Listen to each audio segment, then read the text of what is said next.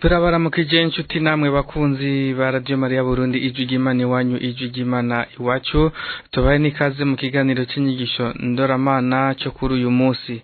Muri kino kiganiro tugiye kubandanya n'igice cya kabiri cy'inyigisho dushikirizwa n'umusaseruti mukama Patiri Luciano Niyonzima, umwigisha mu seminari nkuru ya Gitega. Ino nyigisho nayo ikaba ihagaze ku kivugo kigira giti: amadini yose ntangana naho yose akomoka ku byo dusoma mu ijambo ry'Imana, tumenye inkomoko yayo kandi duhagararire ukwemera kwacu. Uyu munsi rero turaza tubandanye n'igice cya kabiri nkuko twamaze kurangiza igice cya mbere. Umusaseruti mukama atubwire ibijyanye n'ivuka ry'amadini, na cyane cyane idini rya Anglikane, idini rya Methodiste, idini rya Pentecote hamwe n'idini ry'Abadventiste bo ku munsi w'indwi nkuko yari yabitusiguriye mu kiganiro cya mbere. Amadini yose arafise ukuntu yatanguye n'icyabitumye nkuko umusaseruti mukama yari yabidusiguriye. Idini ryose kugira ngo rivuke ariho ibiba byabaye. Muri kino kiganiro umusaseruti mukama araduha kandi n'impanuro ku bijyanye n'ibibazo bikunze gutera impari ku bakristo, akatubwira kandi hamwe n'inyishu twakoresha mu kwishura twisunze inyandiko nyeranda. Muri ibyo bibazo ngo harimo ihimbazo ry'aberanda hamwe n'ibijyanye n'ipurgatori. Tuba rero ikaze muheze mu kwigirane kino gice cya kabiri, aricyo gice cya nyuma, kugira ngo tuzirikane inkomoko y'idini turimwo.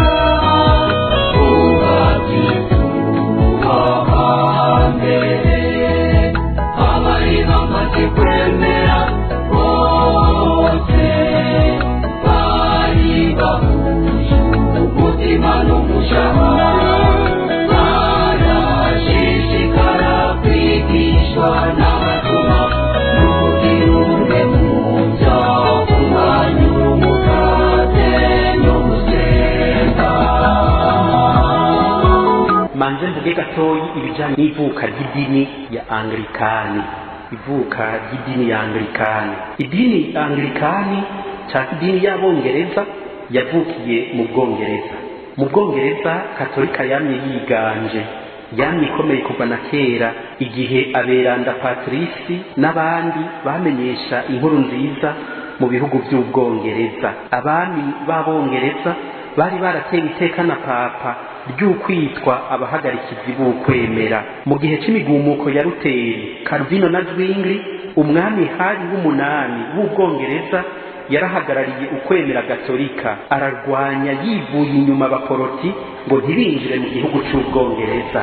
Ariko rero ibintu byagiye guhinduka mu mwaka w'igihumbi kimwe n'amajana 527, aho umwami w'Abongereza hari w'umunani yashatse kwirukana umukenyezi wiwe Katarina wi Arago. Bari bamaranye imyaka 18 bubakanye, amwagiriza ngo abyara abakobwa gusa, ngo yaramwimye umusubirizi wo ku ngoma. Ashaka kumwirukana rero bamaranye imyaka 18 ngo yubakane n'umuhabara wiwe Anna Boleyn. Ikibazo rero cyabaye iki? Mbega ubugeni bwa mbere tuzokwerekana gute ko butari bwafashe, cyangwa tuzobusambura gute kugira ngo umwami ashobore kugira ubundi bugeni? Umwepiskopi Thomas Wesley wo mu Bwongereza arabemerera ko bashobora kwahukana, mugabo babanje kubaza papa w'i Roma. Abyikura akagira ati ego murashobora kwahukana mugabo murabaze papa. Papa Clementi abishura ati nobemerera ko mwahukana mu gihe mwonyereka neza ko ubugeni bwa mbere butari bwafashe. Mu mwaka w'1528 papa Clementi atuma uwitwa Campeggio na Wesley ngo baje kwiga ico kibazo. Arabihanikiriza ati ntihagire ingingo mufata mutangishije inama. Papa avamwo atuma yuko ico kibazo bokizana i Roma bakacigiraho. Hanyuma umwami Hari arababazwa nuko ikibazo cyo mu Bwongereza kija kwigirwa i Roma. Umwepiskopi w'i Canterbury nawe nyine arababazwa nuko ikibazo cyo mu Bwongereza kigenda gutorerwa inyishu i Roma. Baca bagira bati mbega tweho nta burenganzira dufise bwo kwiga ibituraba mu Bwongereza. Mu mwaka w'1532 umwepiskopi mukuru w'i Canterbury Thomas Cranmer yari yamaze kwakira inyigisho za Luteri mu kinyegero, kandi yari afise umugore mu kinyegero. Aca arahezagira ubugeni bwa kabiri bw'umwami w'Abongereza, arenga kuco papa yari yategetse. Uyo mwepiskopi mukuru akagira ati papa nta burenganzira afise nawe nyene bwo gutorera umuti iki kibazo, kuko ni kibazo kiraba Imana yose. Umugore agira kabiri rero bamaze guhezagira ubugeni baramwimika ngo abe umwamikazi w'Abongereza. Abanyagihugu batari bake bo mu Bwongereza baragira imigumuko bagira bati Katarina wacu umwamikazi mu muhoyiki. Itariki 11 z'ukwindwi 1537 papa atangaza icese ko ubwo bugeni bwa kabiri butafashe, mbere acafata ingingo yo guca muri ekleziya umwami n'umwepiskopi yabahezagiye. Ngayo ayandi macakubiri muri ekleziya rero araje. Idini ry'Abanglikani ryakomotse kuri ayo mahari. Nuko rero umwami Hari w'Ubwongereza acashinga ingingo yuko abaye umukuru w'idini y'Abongereza. Mu 1532 acasohora ingingo yuko abasaseredoti bose atangingo bazofata umwami w'Abongereza atabahaye uruhusha, agira ati umwami arafise ububasha bwose bw'ushinga ingingo mu bijanye n'ivy'umutima mu Bwongereza bwose. Yaciye ashinga mbere n'ingingo ko abasaseredoti bose borahira kugamburukira umwami bati turarahiye kwemera kugamburukira no gusonera umwami w'Ubwongereza, nta bundi butegetsi bwo hanze tuzokumvira.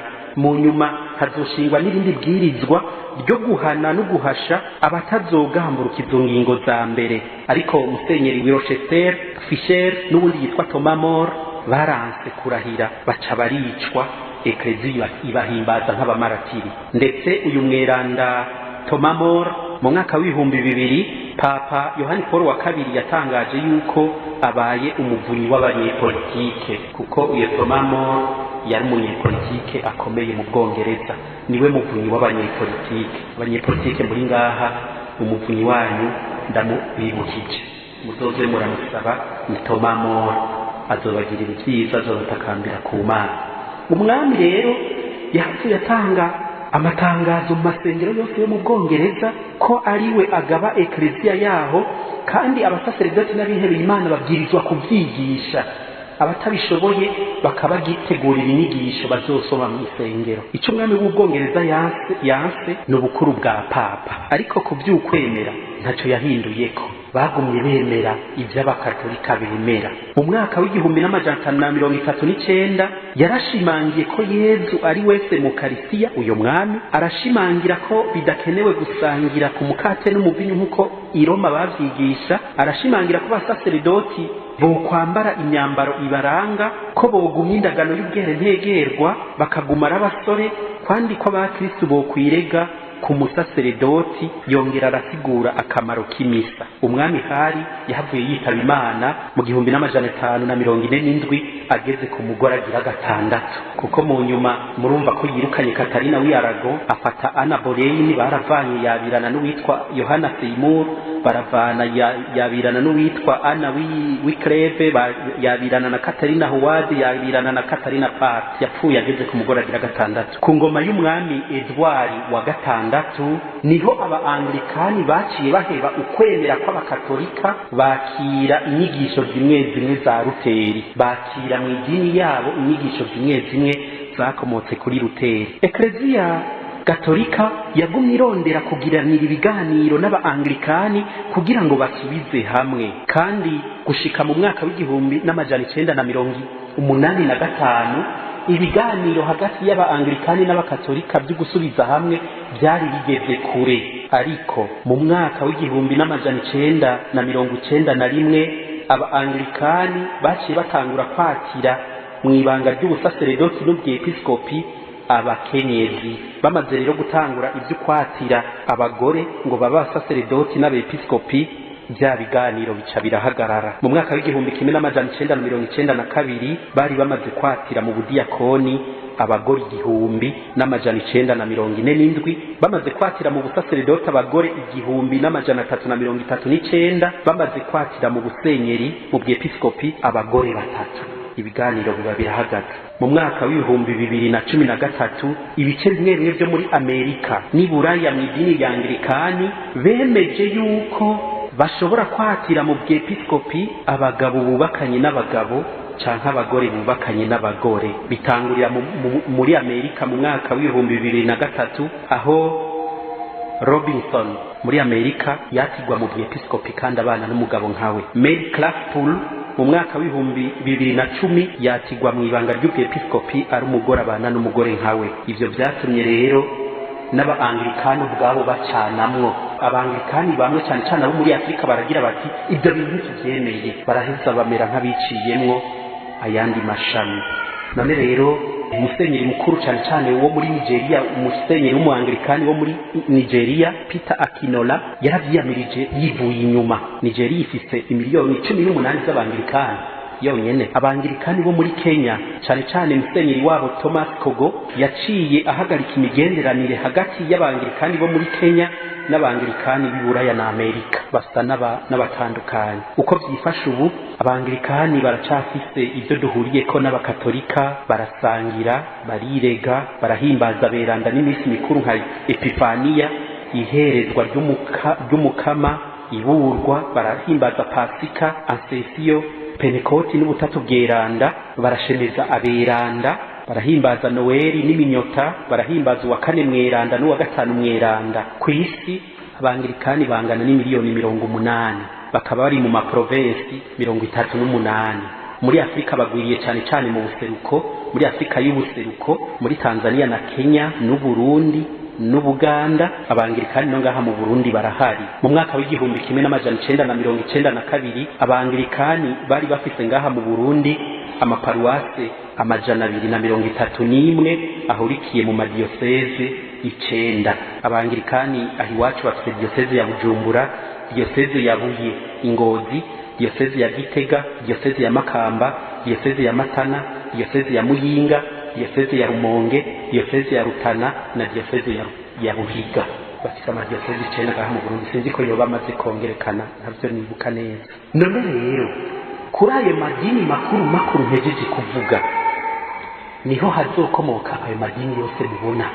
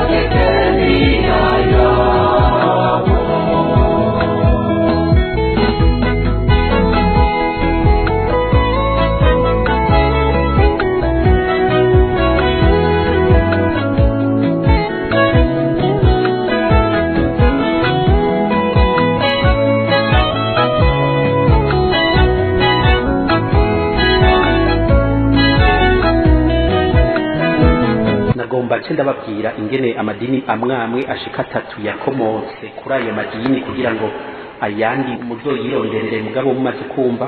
Nagomba guca mvuga idini ry'abametodiste, idini ry'abapentekoti n'idini ry'abavenisi b'umunsi w'indwi. Ayo madini atatu azoheza nayo akomoke ko ayandi madini atari make. Mu ncamake abametodiste bavukiye mu Bwongereza mu 1784 biyonkora ku Banglikani kubera inyigisho za Whitefield na John Wesley. Izina metodiste rero rivuye muri metode, ingendo, uburyo bwo gusenga bwatangujwe na Wesley yiga muri kaminuza, akaza arahuza imigwi y'abanyeshure bishinze kwiga neza ibyanditswe vyeranda, bakarondera kubaho bakurikije ijambo ry'Imana, bakagira ico bita club d'espoir. Ico bita club d'espoir abo banyeshure amaklube y'aberanda niyo bita amaklube y'abametodiste. Yahavuye rero acika idini. Abametodiste cyo kimwe n'abandi baporoti bashimikira kwigisha guhinduka, bemera amasakaramentu abiri, ibatisimu n'urusangi. Bemera ibatisimu y'abana bato, barafise n'umugigwa wo gukomezwa muri mutima mweranda, barafise umugigwa wo gutanga ubusaseredoti, wukubaka Kristo, wisiga ry'abagwaye, ariko ntibemera kwibyara amasakaramentu. Amasakaramentu nabiri, ibindi n'imigigwa. Umugigwa w'ubusaseredoti gukomezwa muri mutima mweranda, wukubaka Kristo, wisiga ry'abagwaye, ayo kuri yose amasakaramentu n'imigigwa. Iryo dini ryabanje gukwiragira mu bihugu bivuga icongereza cyane cyane mu Bwongereza no muri Amerika. Ubu ku isi abametodiste bashika ku miliyoni 40. Iyo ni raporo y'ibihumbi 2008. Iryo dini rikaba rimaze gushika mu bihugu 138, barimwo imigwi mikuru ibiri, abametodiste uni n'abalibre metodiste. Imigwi ibiri, metodiste uni na libre metodiste. Abapentekoti uko bavutse biyonkoye ku bametodiste. Abapentekoti biyonkoye ku bametodiste. Sidini benshi bayita ngo ni sect, ngo akadumbidumbi. Bavukiye muri Leta Zunze Ubumwe za Amerika mu mwaka w'1901, batangujwe na Padiri Carol Fox na William Joseph Seymour. Igihe kimwe rero Pastori Carol Fox yari karasigurira abari mu mugwi wa Bibiliya muri college ya Topeka muri Kansas muri Amerika, batangura kuvuga indimi. Uwo mupastori rero aca agira ati ngiyo ibatisimu muri mutima mweranda. Yahavuye aca atangura agirisha ibikorane byinshi, yigisha abantu ngo babatizwe muri mutima mweranda, kandi akagira ati ikimenyetso kizome kwerekana ko wabatijwe muri mutima mweranda nuko uzovuga indimi. Iby'abapentekoti bemera rero barashira imbere ibatisimu yo muri mutima mweranda, naho iyo amazi cyorora iyo muri mutima mweranda itanga ingabirano. Kuri bo muri izo ngabirano harimwo iyo kuvuga indimi ari nayo bashimikirako. Ariko Paulo mweranda akatugabisha ati ingabirano iruta izindi si kuvuga indimi, ingabirano iruta izindi ni ingabirano y'urukundo. Akanaduhanura ko twomenya gutohoza ibijegeza abantu bose bakavuga canke bakadedemba bagakora ibitangaro byose, si kuvuga ko biba bikomotse kuri mutima mweranda no gutohoza, kuko hari n'abiyumvira ngo babonekewe atari byo canke bakabonekerwa n'imitima ihumanye yigize nk'abamarayika b'umuco. Nico gituma ari gutohoza ibyo abapentekoti bagashimikira kandi ku ngabirano y'ubuhanuzi n'iy'ugukiza. Mbere iby'amashure mu ntango babishira kure cyane, ntibashaka iby'amashure menshi, ko bagira bati na Yezu nta mashure menshi yize. Mugabo bamwe batangura guta umurongo, abapastori bamwe bakaza barakiza abantu ngo nibemera gutanga, bakemerera gukiza abantu ngo nibemera gutanga amahera, kagira bati ndagukiza ni wazana amafaranga ngana gutya. Bare abariko barata umurongo. Ugutanga icicumi rero, gutanga icicumi bamwe bakabishimikako, abandi bakabigira ngo numuvumo. Mugabo abapentekoti bahavuye bashimika cyane kuri ico cyo gutanga icicumi, bakagira bati umupentekoti w'ukuri abwirizwa kubatunze. Itunga ni ikimenyetso cy'uko Imana yaguhezagiye, kandi gushika n'ubu ibihugu biguriye n'abapentekoti n'abaporoti n'ubu ariko bavyiyumvira. Ugiye kuraba ibihugu bitunze ku isi ha byose ni ibihugu by'abaporoti. Ni Leta Zunze Ubumwe za Amerika, ni Ubudagi, ni Finland, ni Sweden, ni Norvege, ni Ubwongereza, ibihugu bigwiriyemo abantu, kuko bagira bati udatunze Imana niba yaraguhezagiye, Imana yaraguhezagiye ikagutora ugira inka n'imirima. Nico gituma umupentekoti yiyubaha naho yorara yabuze umunyu n'agasabuni abwirizwa kuja gusenga yambaye ikoti n'ikaravati, akambara inzitano nziza kugira ngo bose babone ko Imana yamutoye. Ariko kandi barashimika cyane mu bihugu bimwe bimwe muri ibyo bintu nyene byo kurondera umugisha witunga. Mugiye kuraba amakiyosike menshi ari mu isoko y'Igitega, mu isoko yo mu Ruyigi, mu isoko y'Imwaro, usanga ari ay'abapentekoti, kuko harimo ico cyumviro cazananye muri Amerika bagira bati mu bwuzure bwa kera Imana yatoye Iburahimu igatora Isahaki na Yakobo yabaha inka n'imirima. Nuko ayandi madini rero azoheza aramanyagurika nk'uko nyine haza abadivantiste b'umunsi w'indwi biyonkore bahimbaza umunsi wa gatandatu nk'umunsi w'isabato, bashira imbere ibyo kugaruka k'umukama. Yezu ari mu kugaruka, abadivantiste nibyo bashira imbere cyane, bagasenga ku munsi wa gatandatu bita umunsi w'isabato. Mu nyuma rero hagira ayo madini yose mubona, Eglise vivante, Eglise du réveil, Eglise du quoi, zikwiragiye ngaha mu Burundi. Ngaha mu Burundi tukaba tugeze ku madini arenga 1,500 ari muri iki gihugu cyacu cy'u Burundi, 1,500. Kandi nubwo azobandanya aramanyagurika, kuko murabona ko hari bamwe bahavuye bafata idini nk'uburyo bwo kurondera amafaranga n'uburyo bwo kubaho. Nuko ibituma abantu baja muri ayo madini rero murabizi ni byinshi. Hariho abajayo kuko bakoze ibicumuro bigoye bakavuga ngo baronsa agakiza. Hariho abajayo kuko basomye Bibiliya bakayisoma gace bagaca bavuga ngo baronsa ukuri. Hari abaryosha biryoshwa n'abigisha b'ibinyoma. Hari abakirondera idini y'abaziracaha. Imvo nyinshi ugasanga rero ziratuma abantu bagenda kurondera mu yandi madini. Ntitwodondagura imvo zose zituma abantu baja kurondera mu yandi madini. Uburyo amadini akoresha mu kurondera abanywanyi, ubwa mbere ugushimikira kudasanzwe kuri Bibiliya, ngo handitswe ngo ukwiyegereza abantu mu gihe bashikiwe n'ibyago. Nubwo n'uburyo bakoresha mwebwe abakatolika, iyo umukatolika nkamwe agwaye aravundira mu nzu akabura n'akayi akabura n'uja kumugarukirako, bene data bagaca bazana icayi n'umukate na Bibiliya bakamusengera, akiza agaca aja gusenga iwabo kuko yabuze urukundo rw'abakatolika. Nico ni kimwe mu byo bakoresha. Umwete udasanzwe mu kumenyesha inkuru nziza. Bamwe bakagenda inzu ku nzu nk'ibyabona bya Yehova, bakagenda inzu ku nzu bigisha, barakoresha niyo mwete. Ugusenga ni igishika cyinshi mu madini yabo, bariko barigisha ingene bavutse ntabyo bavuga gusa ingene iwabo basenga n'ingene bagira, kuko barazi neza yuko batangiye kuvuga ingene bavutse abenshi ntibogira bati cyane nokurikira umusaseredoti yamenye ibanga, nokurikira umusaseredoti yamenesheje ibanga wihebeye Imana, bakaja kubaka. Ibyo ntibabivuga, bashimikira gusa ingene basenga. Ubu hanyuma ukuvuga nabi n'ukwagiriza Eklezia Katolika nibwo bundi buryo bakoresha mu kurondera abanywanyi. Ukuvuga nabi n'ukwagiriza Eklezia Katolika, kubera biyonkoye kuri Eklezia barayivuga nabi, ngo abana bayo bayihemukire, bakavuga ko abakatolika badasenga mu kuri, ngo baranywa inzoga, ngo kandi kizira, ngo bagasenga umugore, ngo bakambara amashapure, ngo bagakoresha ibishusho n'ibindi. Usanga bafatira ko kugira ngo bakoke abanywanyi baja gusenga iwabo. Barafatira ku kutamenya ko abakatolika, kuko abakatolika benshi murabona Bibiliya ntayo tuzi, ntituyisoma cyane. Haje umuntu rero yamaze gusoma agafata ku mutwe bikeyi akabikubwira ngo handitswe ngo agaca guhitana ku mukingo nk'ikoti akakujana gusenga mu idini yiwe. Ibisigaye nzobivuga hanyuma. Nari guhava nca mvuga ibyo twofatira ko mu kubishura mu byo batwagiriza, hamwe batwagiriza ibyo batwagiriza ku musaraba namaze kubivuga, no ku mashusho namaze kubisigura ico Eklezia bivuga ko ibyo batwagiriza ngo tugira urumenyetso rw'umusaraba. Bamwe bagasigura ukutari kugo rumenyetso rw'umusaraba ngo bisigura ngo urumva ngo mwaravyumvise no mu nyigisho zagiye ziratangwa mu minsi iheze. Mugabo urumenyetso rw'umusaraba cagumye ari ikimenyetso c'uko ibyo dukora byose tubikora ku izina rya Data n'irya Mwana n'irya Mutima Mweranda. Babavukanyi bacu baba orthodoxe bo bakagira bati ku izina rya Data n'irya Mwana n'irya Mutima Mweranda. bakagirisha intoke zitatu zerekana ubutatu bweranda.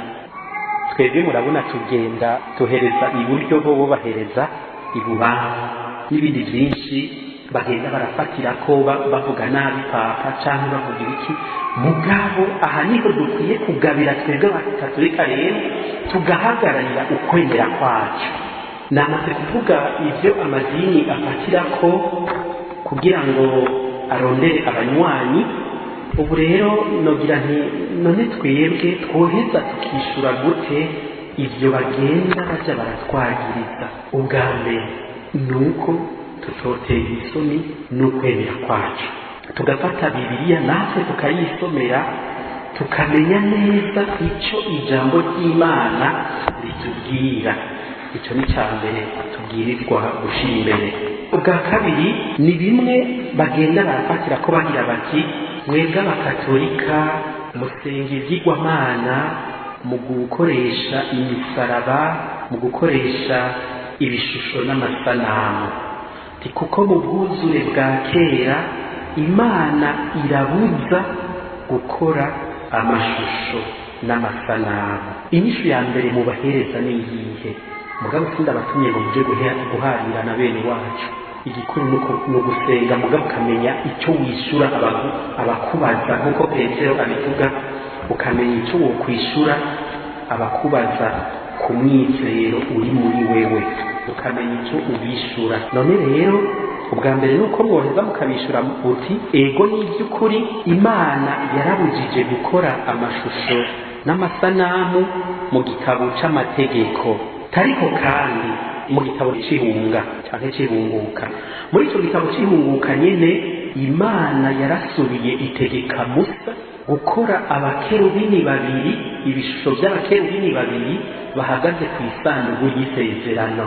Imana ikamubwira n'ingene amababa yabo azobakorana ko araba imbere, n'ingene bazoba bapfukamye ku isanduku y'isezerano. Murumva naho Imana ivuga yuko atakubumba ibishusho, na Bibiliya yo nyine ubwayo nogira nti iragaruka ikamera nk'iyibivuguruza, kuko Imana yo nyine ubwayo itegeka Musa kubumba ibishusho ashira ku isanduku y'isezerano.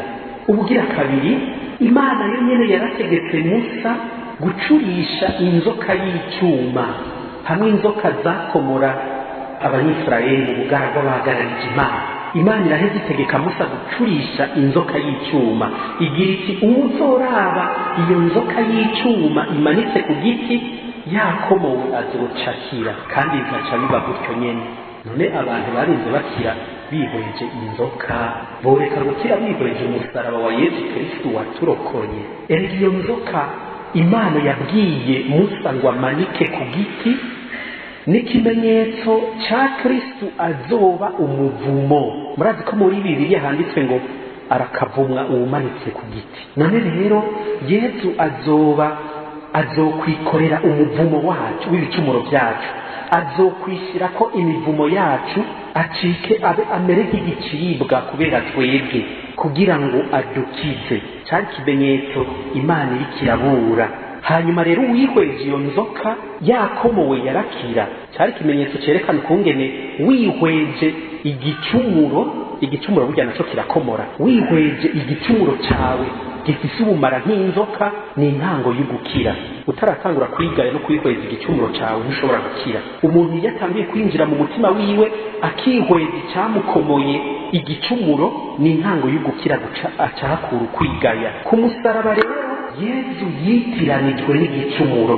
Iyo wihweje umusaraba ubona Yesu yabambwe kubera ibicumuro byawe, yambika urugori rw'amahwa kubera ubwishime bwawe, abambwa ku musaraba ari ubusa, yambaye ubusa kubera utahaye agaciro umubiri wawe, arakubitwa yishyura ibiterasoni abantu bakora n'umubiri wabo. Ku musaraba umuntu yihweje umusaraba ntagenda atabonye igicumuro ciwe, kuko Yesu ku musaraba bamugize gutya kurya kubera ibicumuro byawe. Ubyihweje rero, wihweje umusaraba ukahakura ukugaya ibicumuro no gukira.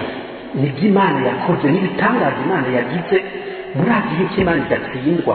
Inzoka hariya mu bwuzure bwa kera yari yagerageje Adamu na Eva iciye ku giti, Imana rero izoyikubita iciye ku giti. uwari yahawe intsinzi n'igiti mu guhenda Adamu na Eva azotsindikwa ku giti cy'umusaraba. Ngivyo ibitangaza Imana yakoze. Nico gituma rero icyo kimenyetso cy'umusaraba cyahavuye kimera nk'ikimenyetso kiranga abakristo. Umusaraba hamwe murimba muti umusaraba ni kubendera tuduze imbere y'Imana. Umusaraba ni uranga abakristo. Nico gituma ibikorwa byose tubitangura ku izina rya Data n'irya Mwana n'irya Mutima Mweranda, tukicapa ku musaraba. Abakristo kera bariko baragenda ahantu bashitse ahantu batazi neza ko hari abakristo, ikimenyetso cya mbere bakora iyo kibayicako umusaraba. None rero umusaraba dukoresha ni ikimenyetso kituranga, naho Kristo azogarukira nicyo kimenyetso kizomuranga, azoza afise umusaraba kuko niwo yatsinziyeko. None rero ngaho nyene niho duheza tugakura icyubahiro duhereza umusaraba, n'uwo twabajwe mu giti tukawubaha. Amasengero menshi y'abakatolika n'abaporoti muzosanga ari ku ikimenyetso cy'umusaraba. Twebwe abakatolika rero tugaca dusumbya bene wacu ko twubaha n'aberanda, tukubaha abamarayika. Aha naho mwobishura gute ku kijanye no kwambaza aberanda? Bene wacu b'abaporoti bavuga ngo abantu bose abapfuye bari ahantu baracarindiriye, nta n'umwe araja mu ijuru riracugaye. Bakagira bati abakoreye ijuru bazorijamwo nihaba urubanza rw'imperuka. Bene wacu b'abaporoti niko bigisha. Twebwe abakatolika twigisha ngiki? Abakatolika twigisha yuko kuva Yesu yizuye mu bapfuye ijuru riruguruye. Muranyumva? Kuva Yesu yizuye mu bapfuye ijuru riruguruye, kandi ibyo biranditse muri Bibiliya. Mu Injili ya Matayo Yesu amaze gucikana, sinzi ko ari mu kigabane cya 28, Yesu amaze gucikana isi yaranyiganyije cyane. Ni byiza ko ndabibasomera gatoyi kugira ngo muzobibone kandi mubyandike, muzogira icyo mwishuye bene wacu bafite amadidane n'amakenga bakagira ngo ijuru riracugaye. Ni mu kigabane cya 27 Yesu aracikana. Bagira bati kuva ku isaha ya 6 mukorana ku isi yose gushika ku isaha 9. Isaha 9 rero yegereje, Yesu asemerera n'ijwi rirenga avuga ati Eli Eli lama sabachthani, no kuvuga ngo Mana yanje wampebeshejwe n'iki? Bamwe mu baraho babyumvise bavuga bati ngo yari karatabaza Eliya. Ubwo nyine umwe muri bo aca yiruka afata ipampa yashize ku isunwa ry'umubingobingo arikoza mu isiki ararimuhangwa nunutse. Abandi nabo bavuga bati reka turabe ko Eliya aza kumutabara. Yesu asubira gusemerera n'ijwi rirenga acaracikana. Ubwo nyine umukingo w'impuzu wari mu isengero wicamwo kubiri, kuva hejuru gushika hasi. Isi iranyiganyiga cyane, ibitandara by'amabuye birasidagurika, imva ziriyugurura, n'imibiri myinshi y'aberanda bari bapfuye irazuka. Ako murakumvise? Iva mu mva. Hanyuma Yesu amaze kuzuka yinjira mu gisagara cy'iranda, ibonekera abantu benshi. Umukuru w'abasirikare, umukuru w'umugwi w'abasirikare 100 n'abandi bari bacunze Yesu babibonye bati, babonye ukuntu isi nyiganije n'ibyo byose byari bibaye, bagira ubwoba bwinshi, baraheza bavuga bati ni iby'ukuri uyu yari umwana w'Imana. Iryo ni ijambo ry'Imana. Murabyumva? Yesu amaze gucikana, murazi muri Eklezia Katolika twemera ngo arapfa, arahambwa, agenda guhoza abantu bari bapfuye neza. Harya ngo amaze gucikana, umupasitori w'umuporoti icyo ngomba mvuge niwe yabisiguye avuga ngo Yesu amaze gucikana ngo amashitani yaciye atangura kugira umunsi mukuru, ngo turamwikuye baja mu minsi mikuru. Yesu ngo aramanuka ikuzimu, abomora urugi waho shetani yugaraniye abantu kuva kuri Adamu. Yesu ngo aragenda ashikaho Adamu arambaraye mu mukungugu, avuga ngo ikangure we usinziriye. Igisoma cya 2 mu masherezo y'Eklezia ku munsi wa 6 mweranda, Réveil toi au toi qui dors, bakayashira mu kanwa ka Yesu agenda kubwira Adamu, ikangure we usinziriye, sinakuremye ngo uhereze mu mukungugu, nigize umuntu kugira ngo ndagukize, nyarusangoka ngo tuve ngaha. abari bapfuye neza baramenyeshwa inkuru nziza, Yezu rero arabadugana. Iyo mupasiteri niko rero nawe aheza akuhira avuga akabadugana. Niho ngaho bagira bati isi iranyigariza cyane, ibitandara by'amabuye birashidagurika, imva iriyugurura. Mbega Yesu yavuye mu ijuru aje gukiza isi, yari gusubirayo wenyine? Yari kuba yakoze iki? Nogira nti Yesu yaragiye mu kuzimu kw'inyenga arigisha inkuru nziza, bari bapfuye neza, araheza arabadugana.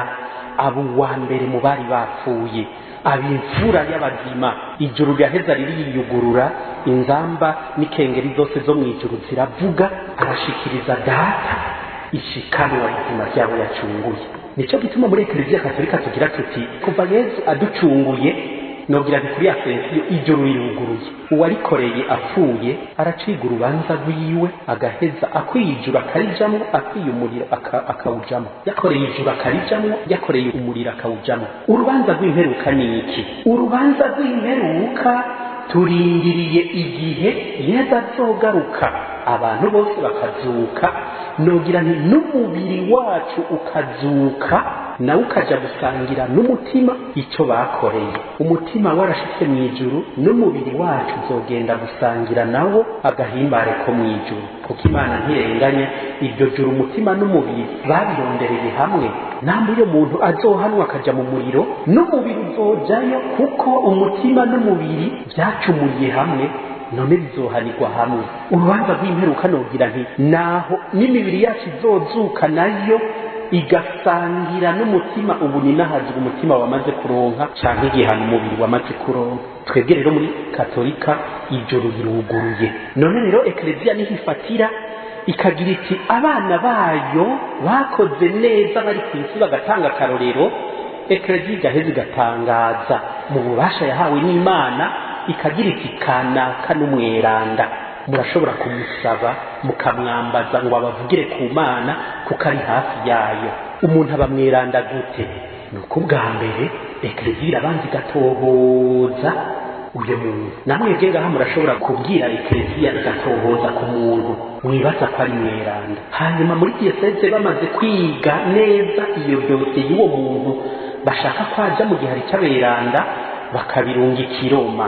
Dosiye bayakira Roma bakayemera, uyo muntu bagaca bamwita umwubahwa, le vénérable. Bagaca rero biga dosiye neza, bamaze kwiga bakabona yuko umuntu yabayeho akurikije inkuru nziza, bakagira bati turabona ko ubuzima bwiwe bwabaye akarorero, turasabye mwebwe abakristo mutangure gusabisha izina ryiwe, murabe yuko Imana yobagabira, kandi uw'Imana izogabira yasabishije uwo muntu azoca aza bivuge muri komisiyo ijejwe kwiga uyu muntu yuko yoja mu gihari cy'aberanda. Bakagenda rero bagashikiriza, benshi bakunze gushikiriza ibitangaro by'uko bakize indwara kuko basavye Imana baciye kuri uyo muntu. Mugabo Ekleziya ikagira iti azoba ari umuntu yari yaragiye kwa muganga afise impapuro byarananiranye, asubira aje kwa muganga barabe ko yakize mu buryo bw'agatangaza. Basanze ari uko byagenze, bagaca bategura umunsi mukuru wo kumushira mu gihari cy'abahimbazwa. Bagaca babwira ba Kristo nimutangure gusaba turondere igitangaro ca kabiri. Hamaze kuboneka igitangaro ca kabiri, bagaca bamwandika mu rutonde rw'aberanda. Mu ncamake nuko bigenda. Ekleziya ikagira iti uyu muntu birabereye ko mumufatira kwa karorero. Aho rero niho duheza tugafatira kugira ngo tukagira tuti Bikira Mariya ari mu ijuru, Yosefu ari mu ijuru, Petero ari mu ijuru, Yohana ari mu ijuru, Paulo ari mu ijuru, Papa Yohani Paulo wa kabiri ari mu ijuru, Tereza w'umwana Yesu ari mu ijuru, Elizabeth ari mu ijuru, Lucia ari mu ijuru, Ernest ari mu ijuru, na Ntuze ari mu ijuru. Muraje murarasaba. Ekleziya igahera ngaho murasaba. None rero nagiriyeho nishura na bimwe by'intuze by'amasanamu twubaha, kuko atwereka aberanda bakoreye Imana, nituyasenga tukayubaha. N'urumenyetso rw'umusaraba narusiguye. Barongera bakavuga ibitari bike, ngo umuntu ntiyoja kwirega ku musaseredoti, ngo yokwirega ku Mana yonsa. Oya, turakeneye ibimenyetso. Umuntu akeneye ikimenyetso kigaragara. Mbega ugiye kwirega ukavuga uwe nyene ukaja mu gafuruka wacumuye ngo nacumuye Mana ngirira ikigongwe, ubwo uzohakura inguvu zo kugira ikigongwe gitangwa n'Imana. Mugabo turakeneye ibindi bimenyetso bidufasha. Umuntu yagiye ku musaseredoti akabona yuko hari uwo musaseredoti ari mu kibanza c'Imana, kandi Yesu ni wenyene yabivuze ati abo muzorekurira ibicumuro vyabo bizoba bibavuyeko, abo muzobigumiza ko bizobagumako. Imana niyo yatanze ubwo bubasha bw'uko abasaseredoti bashobora guserukira Imana mu kurekura ibicumuro, kuko irazi neza ko umuntu akeneye ibimenyetso. Abaporoti bakavuga ngo ipurgatori ntayibaho. Ipurgatori iranditse mu gitabo c'inkuru nziza muri Matayo ikigabane ca 5. Sindabisigura cyane, muragenda muvyisomere kugira nsozere. Matayo ikigabane ca 5 kuva ku murongo wa 23 haranditse ipurgatori neza. Abazovuga ko ata purgatori iriho muzobishure bagende kuvyisomera, hari n'ahandi vyanditse mugabo aha niho bitomoye cyane, aho Imana igira iti subiza hamwe n'ingoga n'uwo mufitaniye amatati mukiri mu nzira, kugira ngo ntahava gushikana ku mucamanza ngo nawe ahava guta mw'ibohero. Ni ukuri ndabikubwiye ko utazovayo udasubije n'imeya ya nyuma. Mbega iryo bohero ni mpimba, ni business plan ya Kigali. Subiza hamwe n'uwo muri kumwe mugifatanya akayira, ako kayira ni RN12 canke RN1 n'akayira kaja mu ijuru. Niya gushikana imbere y'umucamanza mutarasubiza hamwe, bazogushikana ku mupolisi agute mw'ibohero mu purgatori, n'isengo utayishuye ntuzova. Ngiyi purgatori aho yanditse, muraze murasomera muzoheza mugire n'ibindi byose baza baravuga. Ndabarungitse muzosome muri utu dutabo 3, agatabo bita Esebo bumwe, agatabo bita Twokwishura iki abatwagiriza ibinyoma, utubara tudandaza Igitega kuri Centre la Vigerie Igitega, agatabo bita Droit de réponse au secte nako nyene Igitega muri Centre la Vigerie bakadandaza siniko no ngaho. Hari n'ikindi gitabo citwa Ndemeye Yesu Kristo ko ari Imana yigize umuntu n'umukiza w'abantu kuki, ndemeye Eklezia Katolika kuki, nako nyene karatanga inyinshi zitarihe. Reka ngarukize ngaho, ibisigaye muzoheza mu vy'indondere ndaberetse aho muzobisanga. Ese Imana yobafasha rero guhagararira neza ukwemera kwayo. Ingabirano y'ukwemera Imana yabize muri mwebwe, mugaheza mukayihagararira, mukazovuga nka Pawulo mweranda muti nararwanye indwano nyeranda, naraziganye ukwemera. Tugire Kristo.